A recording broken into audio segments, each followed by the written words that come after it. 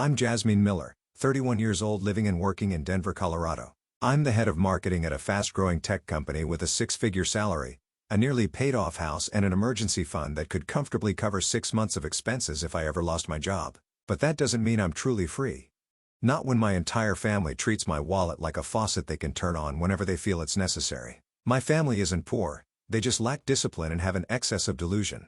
My father, Ronald Miller, used to be a long-haul truck driver until a minor injury pushed him into early retirement.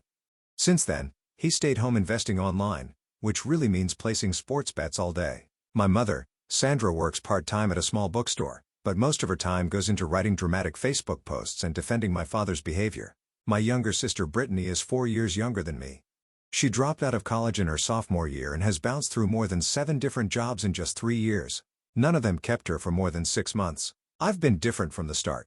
When my dad bought lottery tickets instead of paying the power bill, I quietly collected cans to sell. When Brittany tore up her test and blamed the teacher, I stayed up late studying under a flickering desk lamp. In college, I applied for scholarships myself and held down 2 jobs at the same time. So I wouldn't have to depend on anyone. I didn't have time to fail. Failure simply wasn't an option. I started working at 22. Just a few weeks into my first real job, my mom called me crying. "Your dad lost money in a bad investment and we're behind on rent. Can you send $1,200 just for now?" I transferred the money that same day. After that, the urgent help calls and texts became regular, like scheduled appointments. Sometimes it was car repairs, other times medical bills or last-minute must-haves before Brittany's job interviews. I sent the money without asking questions. They always promised to pay me back once things got better, but not once did they follow through. I had become their unconditional provider, not just financially but emotionally, carrying the guilt every time I even considered saying no. They never said, "Can we ask for your help?" Instead, they'd say things like families are supposed to help each other, and if I hesitated, Brittany would throw it in my face. "You make over 100 grand a year and you're stingy with your own family." Every holiday I was the primary sponsor. Last Thanksgiving I spent over $2,600 covering airfare, booking a hotel nearby since their house was too messy for me to stay in, buying groceries for the week, and getting gifts for everyone from a monogram jacket for my mom to a brand new gaming console for Brittany. No one said thank you, but they flooded social media with photos captioned "Best Family Ever." To them, I wasn't a person, I was a walking bank account, a living ATM, a shadow that could be steered with a few well-placed lines like "You've always made us proud." I started to feel suffocated, but I didn't dare speak up. Not when my dad called only to ask, "So when's the next transfer?" Not when my mom said, "You don't want this family to fall apart over something small, do you?" And definitely not when Brittany snapped, "If you're not going to help, then don't bother coming back." I lived like that for nearly 8 years. I still remember that summer when I was 27, Brittany called me at 6 a.m. sobbing. "I don't know what to do anymore. The landlord said they'll call the police if I don't pay rent before Friday." I was getting ready for a big product pitch at the office. A presentation that could have landed me a promotion to regional director. But the only thing I could hear was Brittany's tearful, guilt-laced voice. I withdrew $1,400 from my savings and sent it to her within 15 minutes. I don't even remember how that presentation went, only that my name never came up in any leadership meetings afterward. Situations like that weren't rare. They were a constant part of my life. Every season brought a new script. Spring, Brittany got her laptop stolen at the mall. I bought her a new MacBook. Summer, my mom said she had persistent headaches and might have a brain tumor but no insurance. I covered nearly $2,800 in medical bills only to find out the diagnosis was mild stress, recommended rest and less Facebook. Fall, my dad called speaking quietly about getting into a little trouble with sports betting, but he was sure he'd win it back. I knew he was gambling online. I also knew the pattern. Hesitation, vague words, followed by sudden indignation. "Who paid your internet all those years in college? Huh? Remember that?" Oh, I remembered. Just like I remembered how he once used my student ID to take out a payday loan when I was 16. One time I said no because I needed to save for my first vacation in 4 years. Brittany texted, "You're so selfish. You have everything and we're out here struggling every day." My mom messaged separately, "I'm not forcing you, but I did change your diapers 100 times. I'm only asking for help this once." Every request came wrapped in emotion, fear, desperation, guilt, and if I didn't respond quickly, they'd let silence do the talking. That silence suffocated me more than any complaint ever could. I tried setting conditions. I told Brittany if she really wanted to go back to school, I'd pay tuition once she emailed me her grades. Less than a week later, she sent a blurry screenshot with no heading or verification. I looked up the school. She hadn't registered for any classes. I once brought up the idea of my dad quitting gambling. He exploded, slammed the table, and shouted, "I don't need my daughter lecturing me. I'm the one who gave you life, not someone asking for handouts." I used to think that if I helped just once more, things would improve, but the more I gave, the more I disappeared.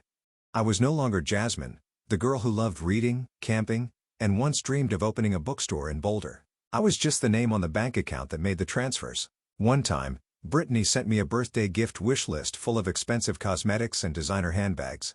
When I gave her a personalized notebook and a handwritten card instead, she didn't even say thank you.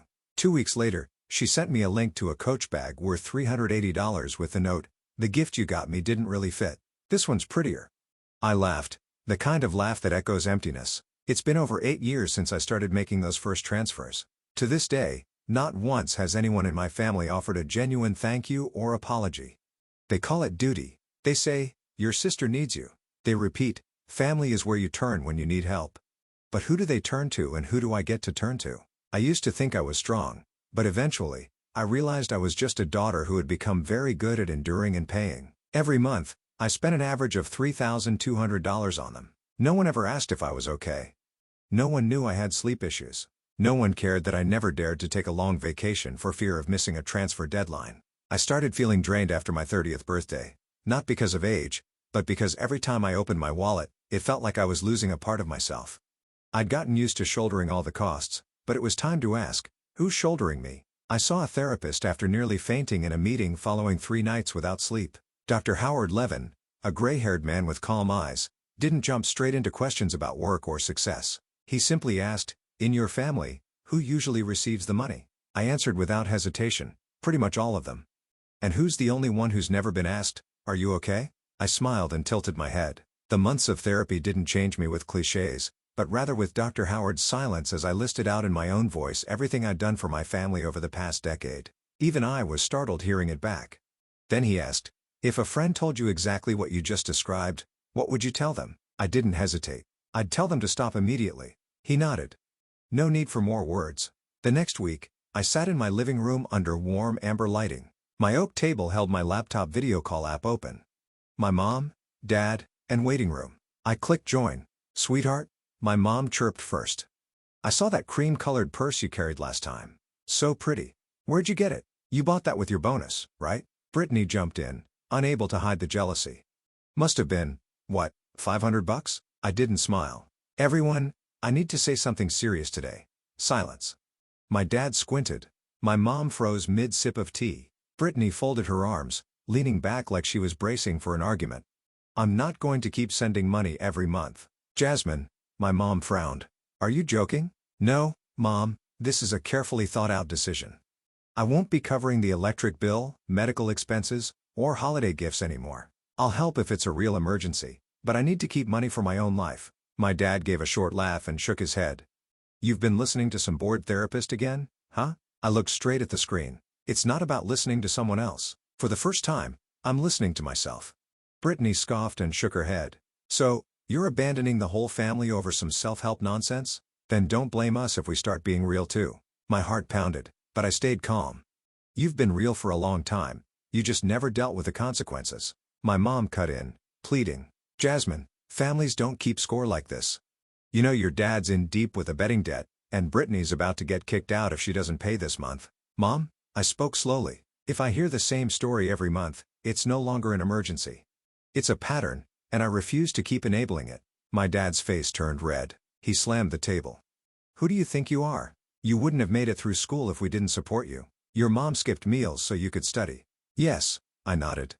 "And now she's still sacrificing to support Brittany, who buys Coach bags and posts party pictures every week." Brittany shot up from her chair, voice shrill. "How dare you say that? I'm your sister."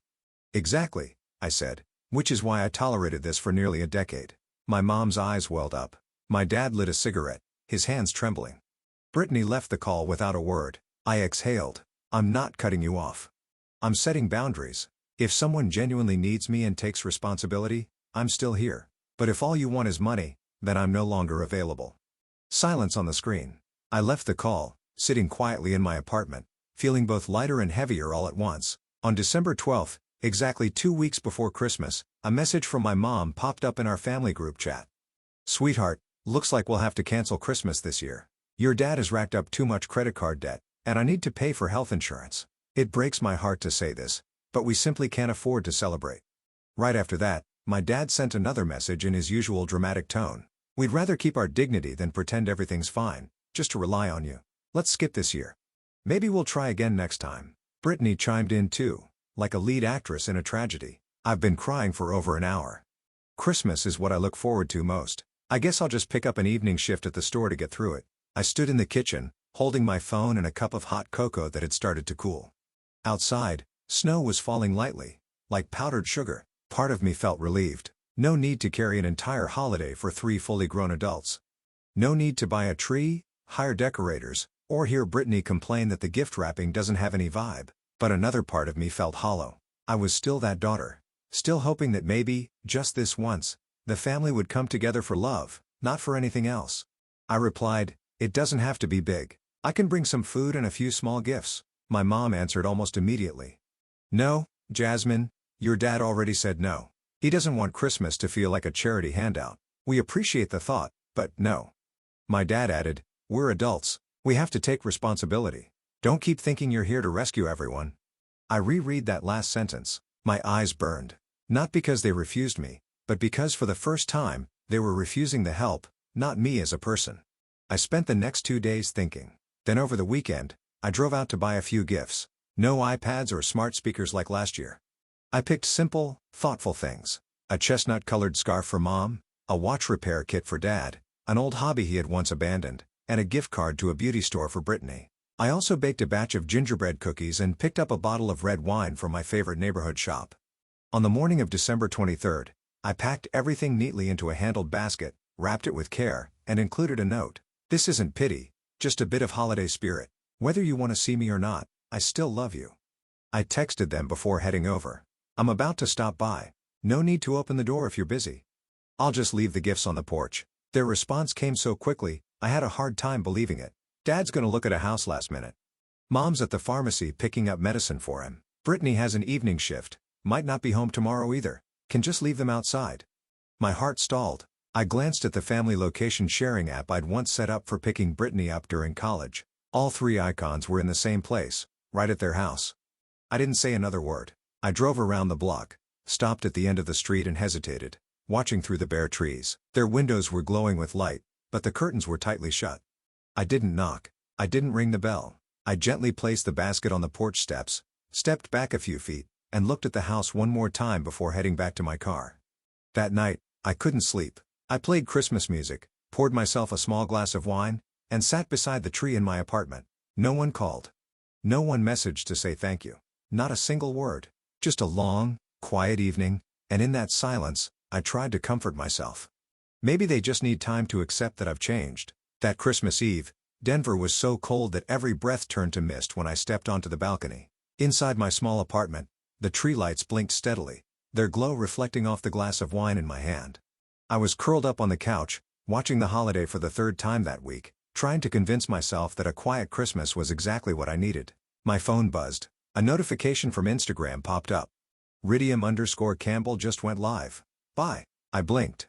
Brittany, going live on Christmas night? During her supposed evening shift at the store? Curiosity outweighed suspicion, and I tapped the screen.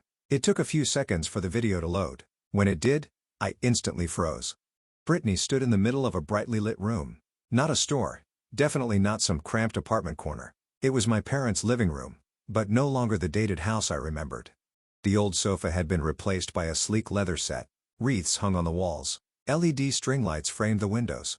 A towering Christmas tree reached the ceiling, decked out in glass ornaments and red satin ribbon. "Merry Christmas, everyone. Look how amazing our party is," Brittany beamed as she spun the camera around.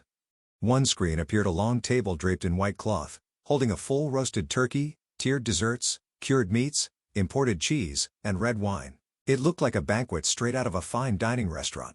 A man in headphones was DJing in the corner, casting colored lights onto the walls. My eyes widened. My heart felt like it had been crushed in a fist. "This is the no-budget Christmas my parents said they couldn't afford," Brittany laughed. She turned the camera toward my parents, both dressed in new outfits. My mom wore red lipstick and had her hair salon curled. My dad held a glass of whiskey arm slung over Uncle Wade from Kansas, the same one they claimed couldn't visit because of money problems. "Mom, say something to everyone. Brittany chirped. Merry Christmas, thank you all for coming, my mom waved, smiling. My dad added, gathering with real family is what matters. Who needs anyone else, right? I sat frozen. Brittany was still giggling, then suddenly tilted her head and leaned in close to the camera, whispering, "Shh, don't tell Jasmine, okay? She thinks we're broke. Let her believe that." The line was followed by loud laughter. Someone off-screen joked, "As long as the money keeps flowing into the account, let her keep thinking that." I don't remember how I managed to breathe as I ended the live stream. My fingers trembled so badly I nearly dropped the phone. A storm brewed inside me, fury, shame, disbelief, and so sharp it left me numb. I stood up, stepped outside onto the balcony and opened the door. The icy wind slapped my face like it was trying to jolt me awake. I reopened Instagram, this time checking Brittany's profile. Her old stories appeared. 3 days ago, a photo of freshly done nails captioned, "A little reward for hard work." 2 days ago, shopping bags from luxury brands captioned, "Retail therapy." Yesterday, in a salon, rollers in her hair captioned, "Getting ready for a magical night." No sign of any financial hardship. I kept going, this time checking my mom's Facebook, pictures of gift boxes with gold ribbon, a short video of my dad inspecting wine bottles, a post from 3 days earlier. Christmas is when we choose who truly deserves a place in our lives. I nearly laughed, not because it was funny, but because it was also brazenly cruel. I opened my banking app and scrolled through transaction history. $3,200 sent to my parents on December 1st. Year-end expenses. $450 to Brittany on December 7th. Heater, prepare. A series of utility bills, insurance payments, all covered by me. I scrolled slowly. Each transaction cut like a knife. Every dollar had been signed with trust, and now, each one stood as evidence of a carefully staged performance. I set the phone down on the table. No tears, no screaming. Just stillness, like stone. And for the first time in my life, I stopped making excuses for them in my head. I didn't sleep through Christmas night anyway. At 1:27 a.m., I was still sitting motionless on the floor, my back resting against the base of the couch, laptop open in front of me with tabs for my bank account and Instagram. Silent Night played softly from the Bluetooth speaker. The melody that once brought comfort now only deepened the hollow space in my chest. I began screenshotting clips from Brittany's livestream. The dinner table, the cruel jokes, my mother's radiant smile as she said, "We don't need anyone else." The expensive wine glass in my father's hand, and Brittany's wink as she whispered, "Don't tell my sister." Every image was proof, not just of lies, but of their deliberate exclusion of me from family life while using my money to fund that very celebration. Next came the bank statements. I downloaded the past 12 months, printed them, and marked every transaction linked to my parents and Brittany in red pen. They made up over 40% of my personal spending for the entire year. I created a spreadsheet, columns for recipient name, reason, date, and amount. The total came to more than $36,000 just this year. At 7:18 a.m., my phone lit up. A text from my father. "Jasmine, this morning I need you to send $3,800 to cover the overdue rent. The landlord says it must be paid by noon or we'll face penalties. Please help, like always." Like always? I stared at the words, and my hands didn't shake anymore. I typed, slow and steady, not adding or removing a single word, and delete my number. Then I hit send.